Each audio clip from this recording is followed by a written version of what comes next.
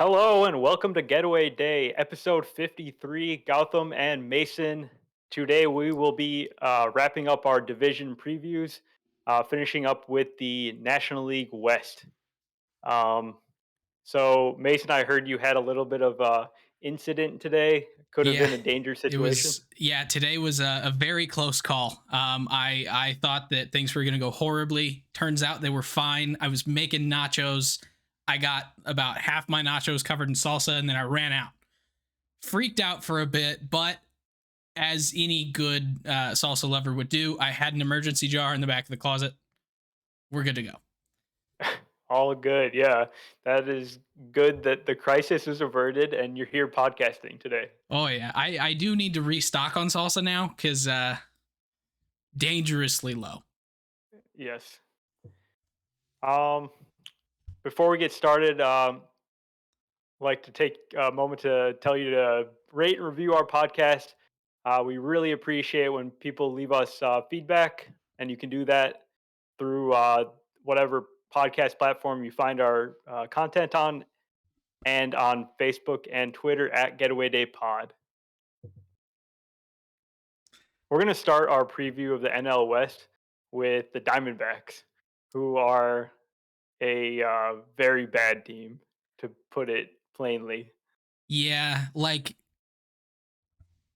when you just say bad teams in the MLB, they're not the first one that comes to mind, but they should definitely be about second or third. Yeah, they did lose 110 games last year. We both thought that they were better than 110 losses. A lot of things just went horribly wrong for them that were kind of out of their control last year, but Now, um, it doesn't mean we thought they were an 80 win team, no. but 100 losses. That's more Yeah, reasonable than 110. I think so. But So yeah, no, this roster is very top heavy, you could call it.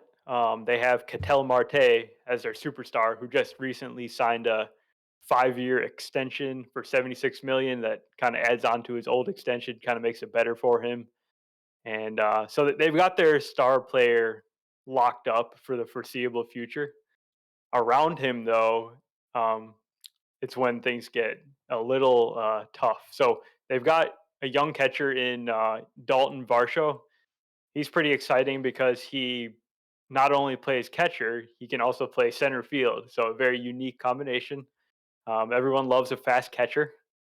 Uh, what do you think about Dalton Varsho this season? I love Dalton Varsho. He is a prospect just for everyone's kind of uh, everyone's information knowledge here. He graded out as a 55 hit, 45 game power, 60 speed, 45 field, 45 throw as a catcher slash center fielder. So he's not like an elite guy at any of those, but he is a really, really, really good prospect across all five tools, and he happens to be a pretty solid defensive catcher. Long term, he probably is going to end up just being a fielder, uh, or at least 50-50 it because So they do also have Carson Kelly.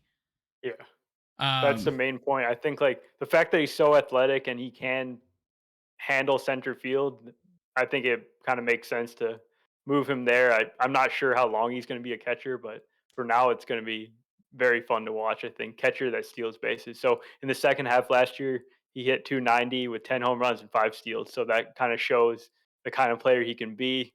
He hasn't really had much extended playing time because of injuries and just being new to the league and everything. But on this team, there's no reason that he shouldn't play every day, whether it be at catcher or in center field. yeah, Um, and if you play fantasy baseball, he's probably a really good guy to pick up. Gotta love those steals from a catcher. Yeah. Oh yeah. So Well, and around isn't Varsho and Marte, I was what's gonna up? say, isn't his average like really, really good for a catcher as well? Yeah, if he can keep up kind of what he was doing in the second half last year, he'll be absolutely an amazing asset to have. Um, so the other guys in their lineup that they have are some guys that have been around for a number of years. David Peralta had a down season last year, but always a guy that's hit for really good average and probably a bounce back coming for him. Are there any other names that kind of stand out to you in the lineup that you want to talk about? Um, Seth Beer, maybe. So Seth Beer is kind of the first of one of multiple really good prospects that the Diamondbacks have that are going to be coming up. He has only played 24 days in the big leagues. Only got in about 5 games last year. So he's still really, really new to it, but he's a guy that I would watch out for. Um, he's not the best prospect you've ever seen, but could be a solid everyday bat for them. He's like the guy that is definitely the biggest beneficiary of the universal DH in the NL because he's a guy that's known for being pretty bad as a defender. He's a first baseman primarily, but now I think he'll get the chance to play DH all the time, and he's supposed to be a really good hitter. So Yeah, he's got a lot of power, yeah, for sure. which is good because he is probably pretty close to Arenado slow already, and he's only 25. So Interesting. I did not see that Nick Ahmed is actually injured, and it looks like they're going to be rolling out a really young kid at shortstop this year, Geraldo Perdomo, another one of their prospects. So he's another guy to watch because he doesn't have a ton of power at all, but he's supposed to have a really well-rounded game. Plays really good shortstop defense, good on the base paths, can put the ball in play. So really young guy that's going to get a chance now with Ahmed, the longtime mainstay at shortstop, going to the IL to start the year. yeah. And then kind of back behind them, are we going to get to see another one of their big prospects in Alec Thomas at all this year? I assume probably so, but I think yes. The fact that he made it to AAA last year absolutely raked when he got to that level, and he's the center fielder of the future. So might as well get him some reps this year. And there's a huge wave of other prospects that are coming in 23 and 24. This farm system's really good. So um, to find some pieces before they all come up, that would be a big help to the Diamondbacks. absolutely. Pitching, which we conveniently have not touched on at all here. So we That's referenced for a very good reason. the WAR projections. You mentioned those on Monday of this week in the last podcast. The Diamondbacks are projected to have the worst pitching in the entire league, and it's not particularly close. They're led by Madison Bumgarner. They've also got Meryl Kelly, Luke Weaver, Zach Davies, and Zach Gallen in their rotation. Gallen's kind of the only guy that is probably going to be around for a while. The other guys are very fringe major league starters, honestly, at this point. Bumgarner's had a lot of success, but he's not the same guy that he was with the Giants at all. Yeah, and then you got Meryl Kelly and Luke Weaver, who both have had like really good stints at different points. And I think last year we kind of thought Meryl Kelly was going to end up getting traded at the deadline, and he didn't. But they're definitely guys that if they were your fifth starter, you'd be pretty fine with that. But when they're your 2 and 3, and that's not really a great thing. I think they were both what about high fours in ERA last year. Luke Weaver at a 4.25, and Meryl Kelly had a 444 in 4.44. 158 innings. So, I mean, they're solid, I guess, but no, nothing exciting in this rotation for me other than No. Gallen. And to be honest, I don't think they really have a whole lot of pitching prospects. I think the Diamondbacks are pretty heavy in hitting prospects. So like I don't even know if down the pipeline there's anything really there. They've got quite a few pitchers that are coming, but not until 23 and 24.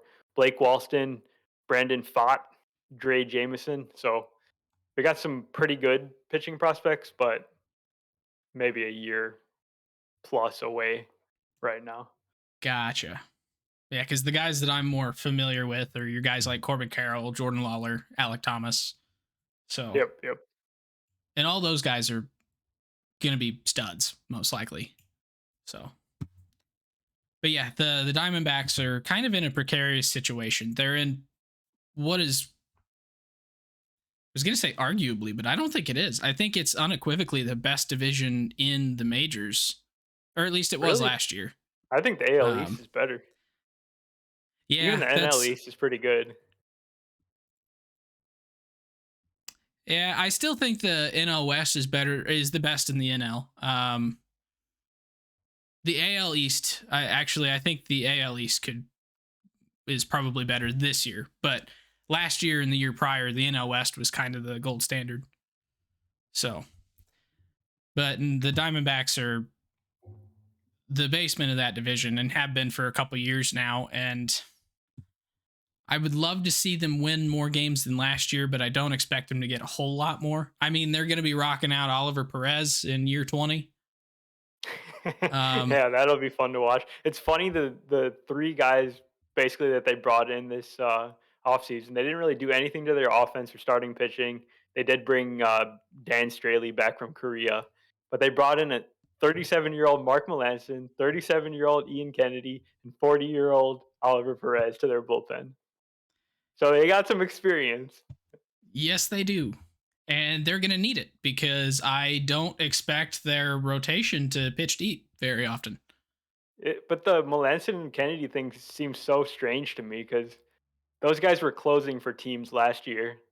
You almost wonder if they just brought him in to flip them at the deadline for like some random prospect. Yeah. And I mean, honestly, when you're as bad as they are right now, it's actually probably not a bad move. Yeah. So, Anything else on the Diamondbacks before we move on? oh, they did actually bring in one guy that I think could be a pretty big impact, except for the fact that he's starting on the injured list. Jordan Liplow. Oh yeah, I think that was it. Was that the end of the last season? November. So, Oh, okay. but yeah, so Yeah. he'll actually provide some offense for him. Um, yeah, that's really all the good things I've got to say about the Diamondbacks. Yeah. I vote we We'll move see. on. We'll see how long it takes them to get themselves out of the cellar. Oh yeah. Colorado Rockies. That's our next team. They are very maddening to talk about. We're going to be focusing on their baseball team here. We do dunk on them quite a bit, but That's mostly front office. It's exclusively front office. and ownership, yeah, I consider that front office. yeah. So the Rockies did make a number of moves this offseason. The biggest one being to bring Chris Bryant in on a 7-year deal that pays him a ton of money, 182 million for the 7 years. They also recently traded for Randall Grichuk, sending Raimel Tapia to Toronto. They locked up Ryan McMahon, their third baseman, elite defender, for a 6-year deal. So they're kind of locking down their guys. They're bringing some guys in that are going to be here for a while. Even Grichuk's got 3 more years on his contract. They brought in Jose Iglesias to man shortstop. So they've made quite a few additions to the lineup. What do you think about those moves? So my very first comment here, reminder for myself: Jose Iglesias is only 32. Yeah, it's hard to believe he's been around for a while. Uh, but no, I'm probably harsher on the Rockies than you are typically, or at least I get more vocal about it. Um, but I can't honestly argue with any of the moves that they've made. I think they've done a really good job this offseason bringing in the just a superstar bat. I was going to say power, but I mean really Chris Bryant can kind of do everything. And putting Chris Bryant out there in Coors Field for 81 games is going to be fun. You might even see a rock pile home run. Who knows? And then bringing in Grichuk, Raimel Tapia had been their best outfielder. Um, and I'm not a huge Raimel Tapia guy. He's incredibly fast. That's about it. Bringing in Grichuk, they're getting a pretty solid bat. He's decent defensively at right. Um, it looks like they're probably going to have him play in center, which, Don't at forget this about point, Charlie. I thought Charlie was going to DH a lot this year. Oh, I think DH will probably rotate with this team with Crone and some other guys getting that spot. That's fair. And then they also said that Chris Bryant would be exclusively playing left field for this team after he'd been kind of doing the utility thing for the last few years with the Cubs and the Giants. So I'm not sure if that's going to help him or probably will help him. Just keep him in one spot and it'll be Yeah, simpler. although he was probably as good as Kike at doing that utility role and it not really affecting his bat. So He always seemed to say that he really liked it. So just gives him different looks every day, kind of keeps it fresh. Probably is kind of his thing. Um, but yeah, so I really like what they've done. They didn't really make a whole lot of moves on the pitching side. They did bring in Chad Kuhl to their rotation. yeah, let's talk about that pitching. So why did they not bring anyone in? Because no one wants to go to Colorado to pitch. It's such a So conundrum. no one wants to pitch in Colorado, and two, they already had three out of their four guys that they had are basically built to pitch in Coors. So with Coors being as high as it is elevation wise, and I suppose probably the fans are too. Uh, but no, with the elevation being as high as it is and the air being a lot thinner, whenever you have a high spin rate and a lot of movement, the ball doesn't move the same. And so if you go and look at Baseball Savant, Herman Marquez, Antonio Sensatella, Austin Gomber, and now Chad Kuhl are all 17th percentile or lower in fastball spin rate, meaning their fastballs do not spin, they do not move. And so their fastball is going to play as close as possible to normal in both Coors and on the road. And some of these guys actually have pretty good whiff rates on that fastball as well. Yeah. Especially I was like looking Marquez. into it a little bit. Yeah, Marquez is like kind of the ideal Coors pitcher because he throws really hard. He's got high velocity but low spin. So he kind of gets that drop on the fastball that he's looking for, but it's not affected in a bad way like a high spin, high velocity pitcher would be affected. Yeah. And so if you look at last year, the Rockies were actually pretty solid at home. And part of it is because their guys just really don't have that much spin. And so the ball's going to do what they expect it to do.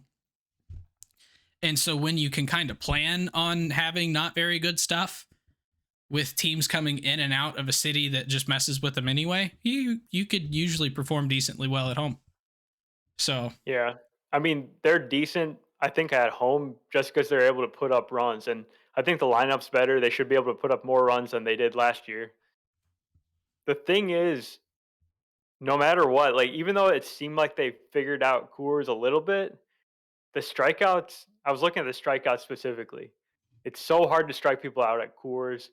The Rockies' strikeout rate at home was 20% for their entire pitching staff for the year, which was last in the majors for any home team in their ballpark. Um, when they were on the road, though, they were kind of middle of the pack. I think they were about 19th in strikeout rate. So these guys are better pitchers than they show at Coors, and that's the main problem with it. It's like, what do they do? Even if they figure out Coors, then they're probably struggling to adjust when they do go on the road. yeah. And something that I hadn't really looked at very much, and now I'm kind of wishing I did. Um, are these guys ground ball pitchers? Uh, yeah, some of them are definitely.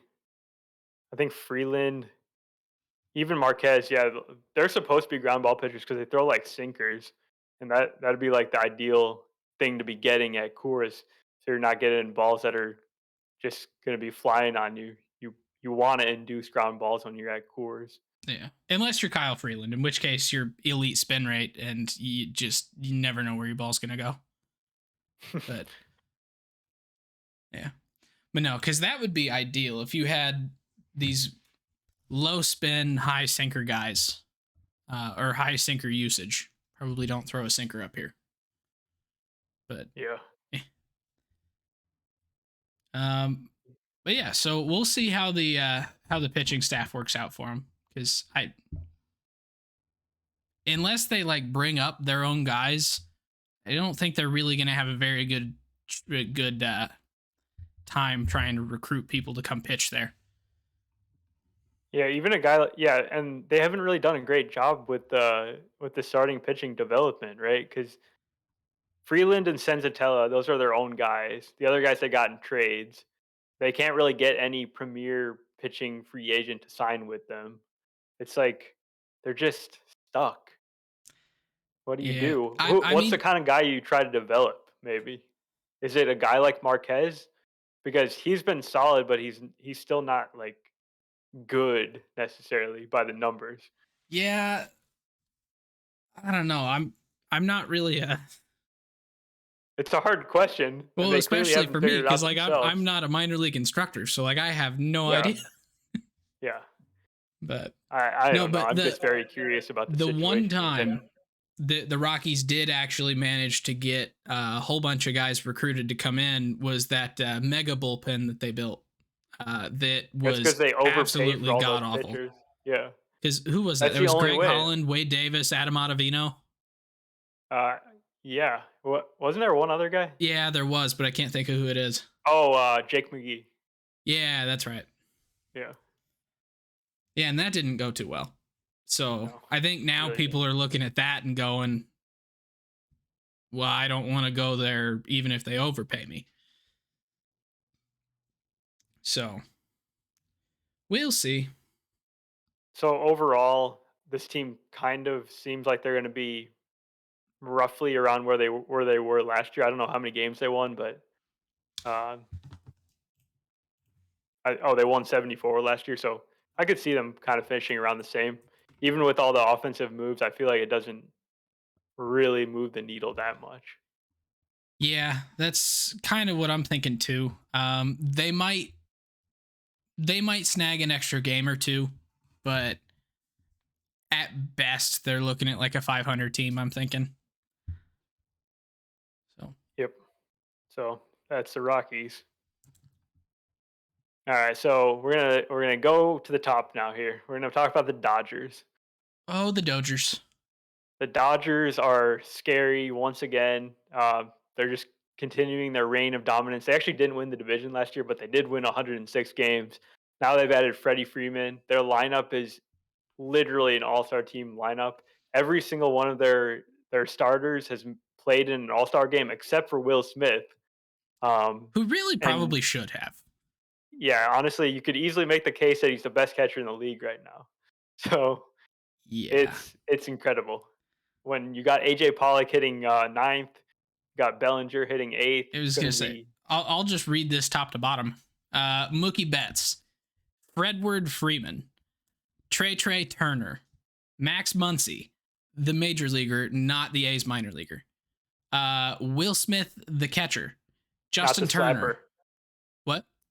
not the slapper. Not the slapper and not the pitcher from the Braves. Yeah, Justin Turner, Chris Taylor, Cody Bellinger batting eighth, and AJ Pollock batting ninth, with Gavin Lux on the bench. yep.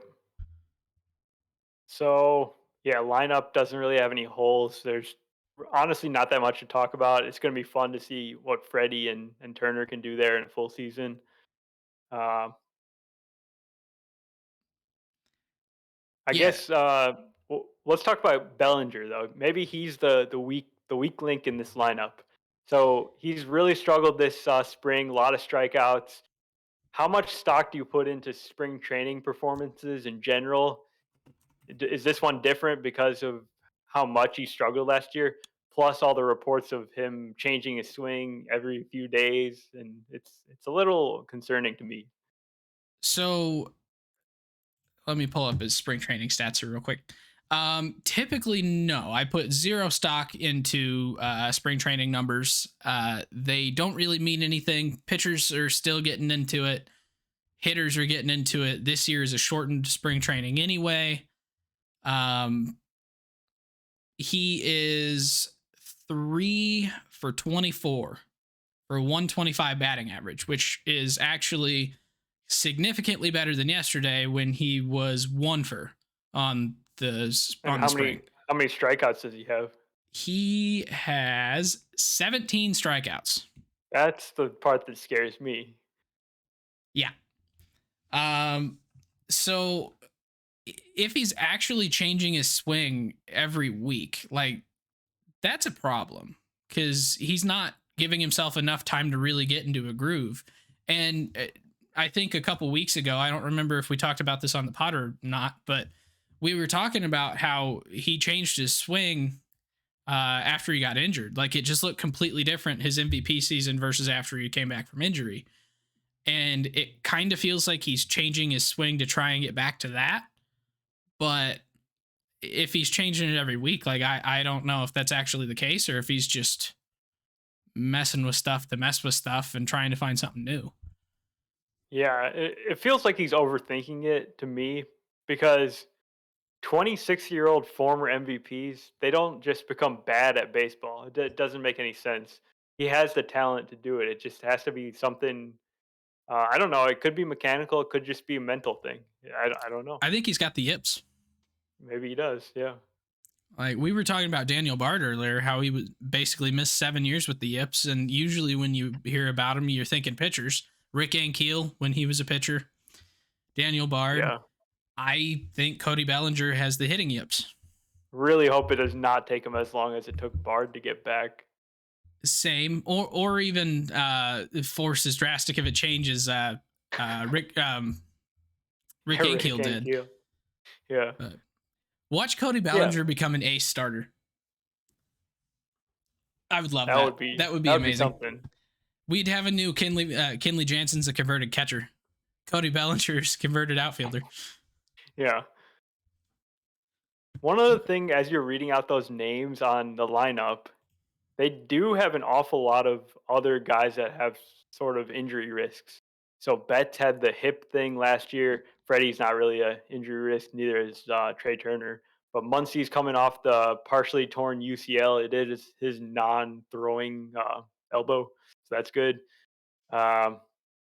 Will Smith's a catcher. Justin Turner usually gets injured at some point in the season, as well as Pollock.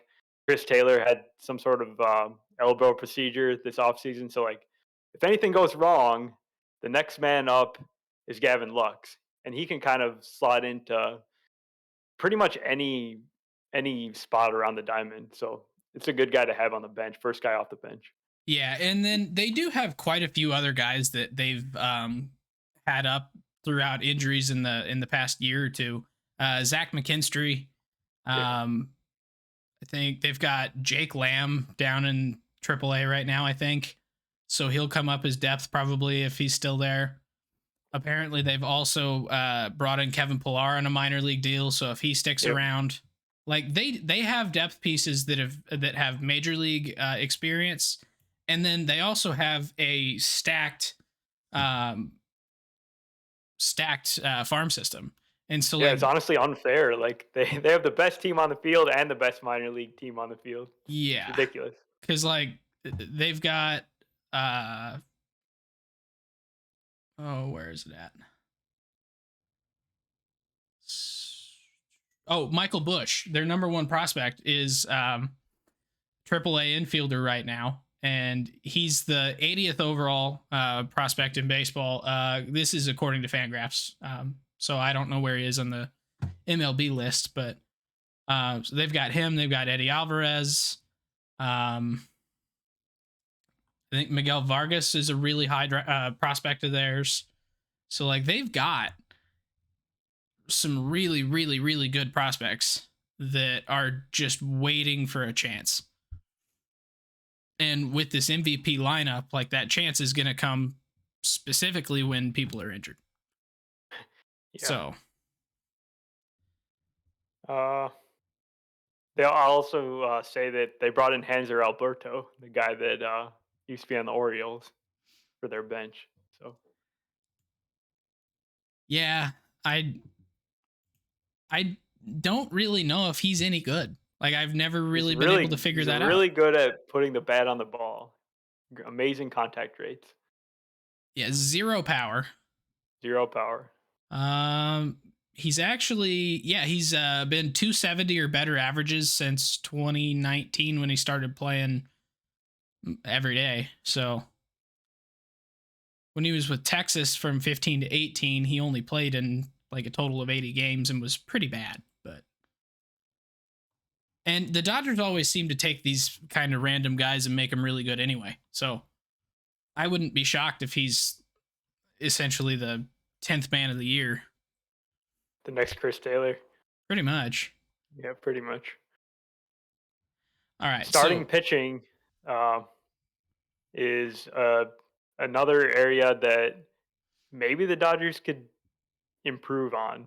It's like the one weak point in their team that they have a really good bullpen and they have a really good starting pitching top three for sure with Walker Bueller, Clayton Kershaw coming back this year and looking healthy in spring, and then Julio Urias coming off his kind of breakout season last year. caveat to the looking healthy in spring for Kershaw.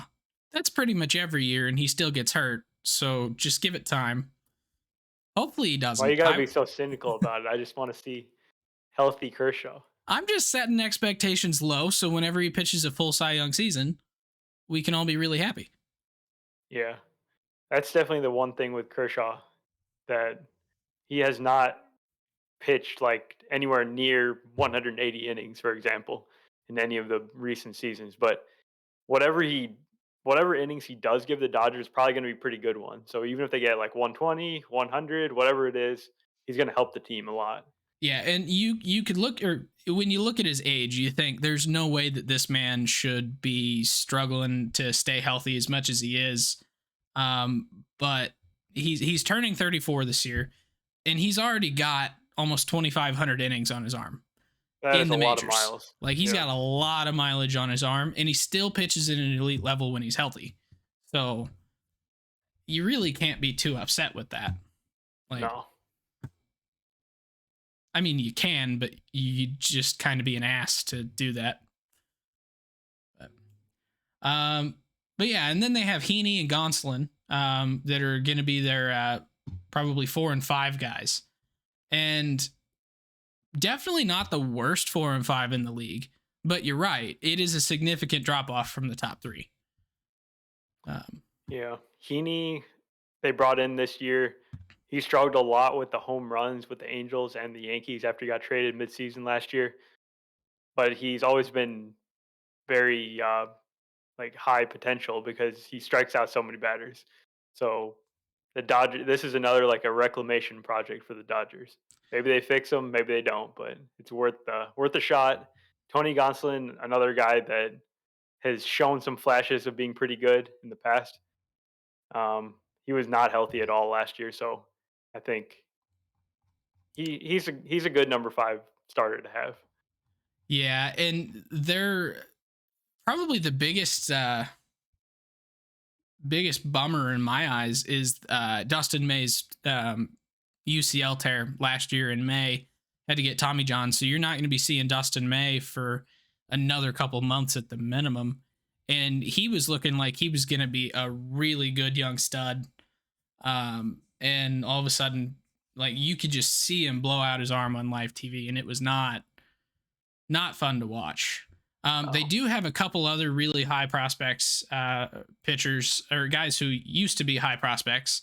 And Andre Jackson was their 10th overall prospect last year.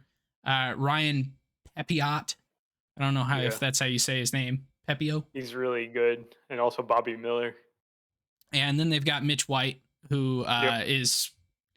has been up and down, I think, a little bit through when people get injured. But he's right there on the cusp of making that team. So like they do have a lot of guys who are ready to come up and pitch, and so they'll be fine. But Yeah, no question about it. Yeah, they'll be totally fine. if you were Friedman, right? Yeah, you would definitely be looking for an potential upgrade in health there for your 4 and 5 guys. So Yeah, and you know that Friedman could have a trade deadline move up his sleeve where he trades for another big guy. Would not put it past him at all. Bullpen is also strong as ever, even though they lost Kenley. Blake Trinan probably gonna get a lot of saves this year. Other really good pitchers they have: Daniel Hudson, Alex Vesia, Bruce Bruce Dark, yeah, who's still really young and kind of growing on the job, but they're very strong. Don't even forget about David Price, who's another starting candidate for them. Yeah, and they got Tyler Anderson in there as well. Yeah, so they're loaded with depth here. Not much else to add there. Anything else for you? Just that if you were to be jealous of any team, this is the one. Be jealous of this team.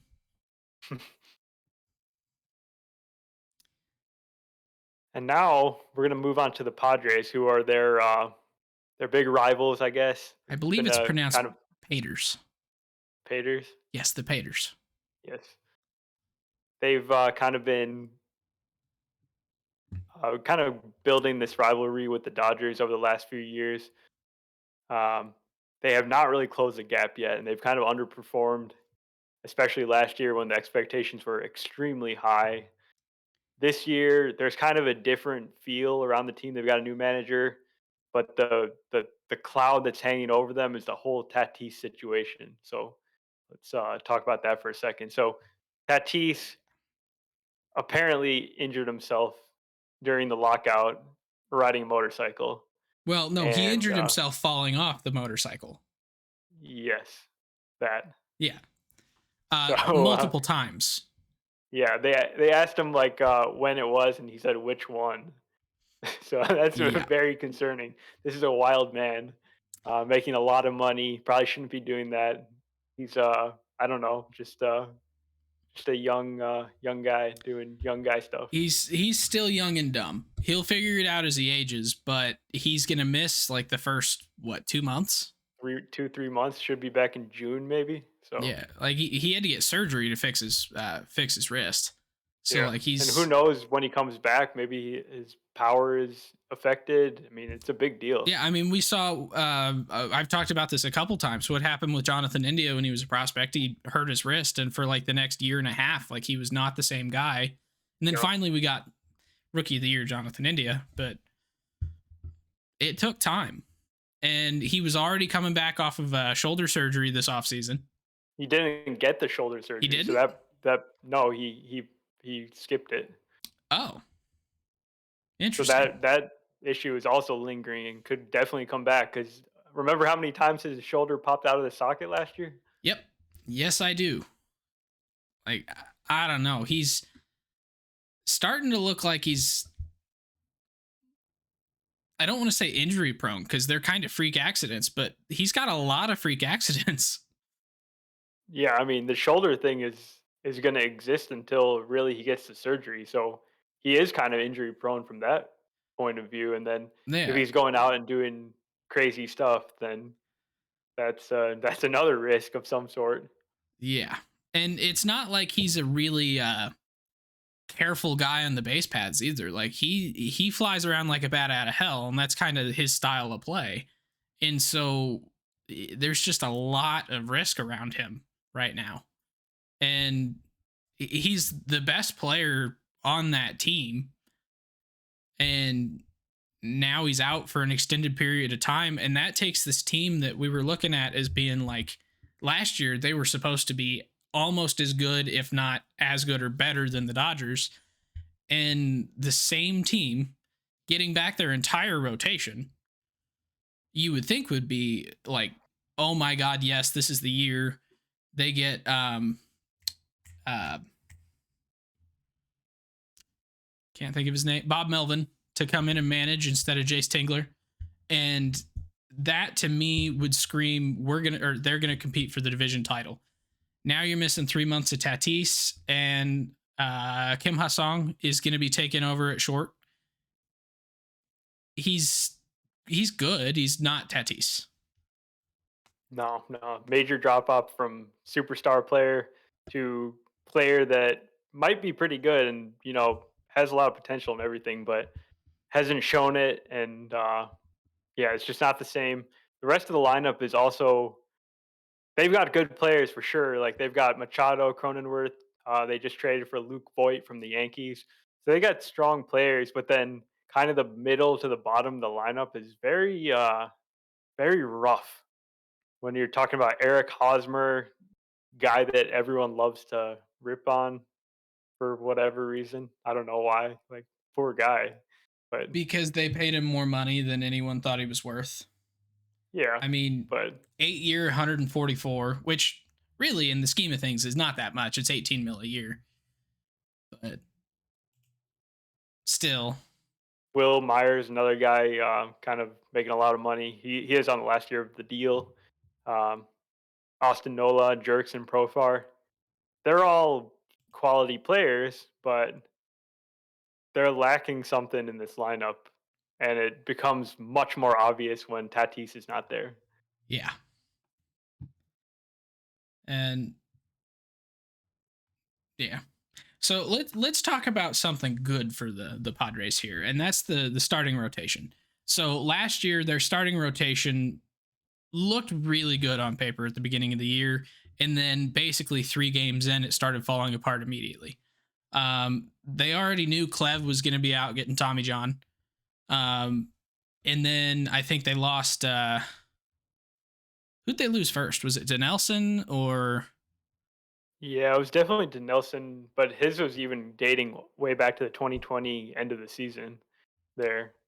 Okay. So they couldn't really count on him. He definitely had a setback at the beginning of 21. Blake Snell really struggled for the entire first half of the season. Then he finally got it going in the second half, and then he got hurt and he missed the rest of the season. Joe Musgrove did make it through all the way, and he kind of was their best pitcher by far. He And threw a then no hitter. Darvish, yeah, he threw no hitter. Darvish started pretty strong as well, and then he tailed off and had multiple injuries in the second half as well. So getting all those guys back plus Clevenger, the ceiling for this rotation is really high because they're all really exciting pitchers to watch. Yeah, and then they have a lot of rotation depth there too, having Dinelson Lamet and Chris Paddock, who have been starters basically this whole time. I mean, Dinelson's kind of gone back and forth as he's been I injured and think stuff. Nelson's days are over of being a starter. I think he's going to be the bullpen guy now. Probably, but if they needed a spot start from him, I'm sure they could get it. And they've got Paddock in there, and Paddock has not lived up to his rookie season hype. I don't know what And happened with the guy. yeah, but they do have guys there that can come up and at least pitch some decent innings if they need a spot starter. They also brought in Nick Martinez from the NPB, and he's expected to make their rotation. Yeah, I have no comment on Martinez. I know absolutely nothing about the guy. I He do know pitched one guy in who's having a great Texas. spring, though. Oh, Martinez Uh, pitched in Texas from 14 to 17, and then yeah, I went to the still NPB. still have no idea who he is. He was not good in Texas. I can tell you that. Mackenzie Gore, though, don't forget about him. He's having a fantastic spring. So Uh, he's back. he's back. I think he's Okay. been revived and fixed. He's pitched 9 innings in spring training, 11 strikeouts, just giving up 4 hits, 2 earned runs. I mean, this guy was the number one pitching prospect in baseball going into last year. And then he did not do well at all in the minors. Had to get sent back to the spring training facility at some point in the middle of the season because he just completely lost his mechanics. But if he's found it, that's going to be a huge, huge boost if he can give them some innings, whether it's in the rotation or the bullpen or whatever it is. Yeah, and then Ryan Weathers is going to be down at AAA this year, getting some more work in there. He showed a couple flashes of being really good last year, and he was just overmatched at the major league level, quite frankly. But he did show some flashes in the pan of being pretty good. So if he gets some work in at AAA, he can dominate there. Then they'll have him as well. So And then I don't know. Do you know if they're going to get Adrian Morejon at any point this year? He had Tommy John This, last April. if he had it last April, then there's a chance he could come back second half this season. I don't know. Yeah, so Padres are going to be a really interesting team to watch this year. See if the starting pitching should at least keep them in a bunch of games. Without Tatis, I think they're going to maybe struggle to keep afloat offensively, but they still have good hitters in the lineup. It's not like this is some awful lineup. It's just not a great lineup like the Dodgers. Yeah. And ultimately, when I look at this team the way it is right now, knowing they're going to miss 3 months of Tatis and knowing that he there's not a very high likelihood he comes right out the gate and has his swing completely down. The Padres last year finished 79 and 83. I kind of see this team at about a 500 team, which, if you look at just the standings, sounds like improvement. It's not really, though. It's just that team drastically underperformed. That'll be for them. I think if they just finish 500 this year, that's going to be a major problem. Like that's going to cost AJ Preller his job potentially. Probably it shouldn't, Yeah, because, well, I feel like it maybe maybe it should. maybe it should. Yeah, Like, I don't know. I guess you can't really expect the Tatis thing, especially during the lockout, because you can't talk with him to figure out, oh my God, we have a problem. But then once that was found out, like, he could have gone and made some more moves. He could have Jerry DePoto'd the crap out of this thing. yeah. And That was the one last thing I wanted to mention on the Padres actually before we go on the Giants. So based on the roster resource estimate for their luxury tax number, it's 224 million for this year. So they're just 6 million under the first threshold. And I think that may have been the thing holding Preller back this offseason because he wasn't able to like go out and get a Correa or anything, which would have been probably pretty nice for the team. Uh, he stuck with those big contracts of Will Myers and Hosmer, and he wasn't able to find the trade that was going to allow him to offload those contracts without giving up like a huge prospect. I think, and that's why they're stuck where they are. Like Preller didn't make many moves this offseason at all. yeah, oh, excuse me. Um, yeah, because I mean, they don't want to give up Abrams, Campusano, Robert Hassel, Mackenzie No, Gore, um, and so they're kind of just, I don't know. If your top five guys are untouchable, it makes it really hard to offload these big contracts. So I could see that, but yeah, there's something needs to be done there. Because I'm it sure just, Preller's thinking the same thing. So I wouldn't put it past him to make a move at some point later on, depending on how the beginning of the season goes. yeah. And honestly, he's probably going to get really lucky, and there's going to be a team that's got, that thinks they have a really good shot right now, who ends up sucking, and they've got a really solid player that they're going to end up trying to move because he's only got a half year left. And so that'd be his time to make a move. But we'll see. They do have like a million catchers. They could always Yeah, trade one of them. they really do have a million catchers with Alfaro, Nola, who's Caratini. the other guy? Caratini, and then Campusano coming pretty soon. Yeah. Yeah. So, all right. So we're gonna finish up with the Giants, who won the division last year with their franchise record 107 wins. San Francisco really bigs. Really big. Yeah. Yes. No one expected them to do well last year. Now I feel like it's completely gone the other way, where everyone just expects them to do good. But what have they really done to this team? Not much. They let KB walk, Yep. who conveniently for them stayed in the division. Um, they did bring in Jock Peterson, Yep. um, Carlos Rodon, and Alex Cobb. But other than that, it's the same team. They also brought in Jacob Junis, who is finally not going to be a starter for the Royals. And very Um, important to mention, they lost their future Hall of Fame catcher, Buster Posey. So that could play a big role this year, depending on how well they can replace that spot, which is pretty much impossible to do yeah, with Joey Bart and Kurt Casale.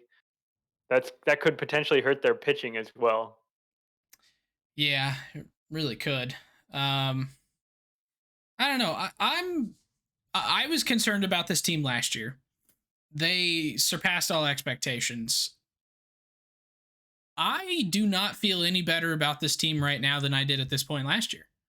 Like, none of these guys, with the exception of Yaz, Crawford, Belt, are gonna play every single day. Like, everyone else is basically platooned, right? Because you're gonna have Mauricio Dubon, Thairo Estrada. They're gonna get a decent amount of playing time. Casale and Bart are probably gonna 50-50 it. Austin Slater will probably get some starts. Like, Jock is definitely not a 162 game outfielder. So I don't know. It just platoons are the way of the future, it seems, in the MLB, and I get that. That's probably the best way to make a team that's not all superstars work. But also, that's twice as many people that if they're not doing well, it can really backfire. So I don't know. I'm just kind of on the fence because it's like some of these guys are aging. Then you got a lot of A lot platoons. of them are aging. Yeah, it's a very old lineup. When your youngest guy is Wilmer Flores, well, other than Bart Yeah. and Steven Duggar, like you got mostly 30-plus-year-old guys. You really don't know if Crawford's gonna hold all the gains that he seemed to have last year. Maybe last year was just a fluke year where he just randomly has his best year of his career, and then he's gonna go back to being basically who he used to be. Um, I definitely think that the Giants know what they're doing with the platoon advantage. They definitely make that priority of theirs, and they've used it to their advantage. I see no reason that that wouldn't continue, and they're going to get the most out of the guys that they do have. And I kind of like how the team's built so that a lot of guys can play multiple positions, like Dubon, Estrada, Jason Bossler, all guys that can play infield and outfield. So whatever they have, they're just going to mix and match, and they're going to figure it out. Also, Darren Ruff is an absolute beast. Hashtag Rufftober. Yeah, he's gonna love playing DH. I think he's gonna be there most of the time because he's an Well, incredible hitter. yeah. And I really do love that they have Gabe Kapler at the reins of this team. Like, he seems to me to be one of the managers that's most able to implement these platoons. He's done a really good job with them so far. I thought he didn't get enough love when he was in Minnesota. So You mean Philadelphia? who am I? Oh, I'm thinking Rocco was in Minnesota. Yes, Philadelphia. Um, huh. Yeah, he definitely got crushed in But Philadelphia because people were blaming him for his bullpen usage, but it really wasn't him. It was the yeah, bullpen. yeah, I was gonna say that was just GM bullpen construction. Yeah. But yeah, so I really hope that this lineup performs better than I expect it to. I think I'm just always kind of more on the uh, not negative, just what would you call it? The safe side, I guess, with my projections. Yeah, I mean Yeah. projections are kind of inherently on the safe side. They're never gonna project some outlier thing. They're always gonna say they're gonna take the middle road, sort of. So yeah, like I understand why maybe projections wouldn't like this team, Oh well, but I'm saying my projections, not numerical anyone's projections. projections, Yeah. anyone's projections. Yeah. I Um, do really kind of enjoy this pitching staff, though. yeah, it's interesting. So they brought in Rodon, who was awesome with the White Sox last year, had his true breakout. the health is obviously a huge concern with him. Logan Webb, beast in the playoffs. He also has got his own shoulder issues, which is not great. And then they revived the careers of Alex Wood and Anthony Desclafani last year. This year, it's going to be Alex Cobb who's going to hopefully get that treatment. Yeah. Uh, I I think they can do it. I mean, Alex Cobb is still a solid pitcher. He's kind of not been in the best of situations the last couple years, and even so, he's pitched pretty well. Last year in 93 innings, he pitched a 3.76 ERA, even better FIP. In Baltimore in 2020, and 10 starts, 4.30 ERA. Like that's not good, but it's not insane. Good Um, for Baltimore. yeah, for Baltimore, it's really good. And for the Angels last year, I mean, 3.76 is really good there. So Yeah, he's a for the quality last pitcher 4 years, to he's kind of been in a bad situation. The Orioles don't have any or didn't have any analytics department for like the first year or two that he was there. So now coming into a place that has a really good analytics department and pitching coaching staff, I think he's primed for a bounce back season. So, and then their bullpen has some really nice pieces in there. Guys like Tyler Rogers, Camilo Duvall, who's an absolute flamethrower. Um, I didn't realize they had Harlan the Marlin. Yeah, he's been there for a year now, I think. He was pretty Interesting. solid. Dominic Leone also had a really good. Basically, everyone had a great year for the Giants last year, so I won't repeat myself. Yeah. And this is all, um, or I guess the thing we forgot here is that, especially when we were talking about the lineup, this is a lineup that's going to be missing Evan Longoria and Lamont Wade, and a pitching staff that's going to be missing Matthew Boyd to start the year. So those three guys, when they come back, could be huge, huge pluses to this team. So That's a good point, and the injuries scare me a bit. That they're already starting with some injuries. Even Tommy La Stella and Brandon Belt are kind of recovering from injuries. May or may not be ready for opening day. So I hope they can hold up. They're really old, and they've got some depth, but I wonder if they can really sustain whatever is going to happen this season because it could be a little tough. yeah, but if anyone can do it, it's going to be the San Francisco Giants. Yeah. Yeah. So All right. Yeah. So that's the NL West. What do you think is going to happen? well, I'm going to be really boring, and I think it's going to end up awfully similar to last year, with one exception. I don't think that the top two teams are both going to win 106 games. Um, I think it's going to be Dodgers, Giants, Padres, Rockies, Diamondbacks. And the Padres, Rockies, Diamondbacks, I think, are going to be pretty much right where they were last year. And the Dodgers and Giants, honestly, I don't expect either of them to win 100 games, but the Dodgers are definitely my pick to win 100 games. Yeah. It's really just hard to pick against the Dodgers. Yeah. Um, I think I'll just pick something different. I'll say the Padres somehow finish second, uh, just based off their pitching, and the Giants finish third. But I could definitely see it happening either way. I think it'll be pretty close between the Giants and the Padres. Yeah, I can see that. It was a Okay. really easy one to pick the standings. Yeah, it was. We'll probably be completely wrong. Rockies are going to win the division. Oh God. If the Rockies win the division, something has gone horribly awry. For about three teams. Yeah. Honestly, probably for four, because I mean, the Diamondbacks have a chance to be as good as the Rockies. Yeah, yeah, that'll be something else if that happens.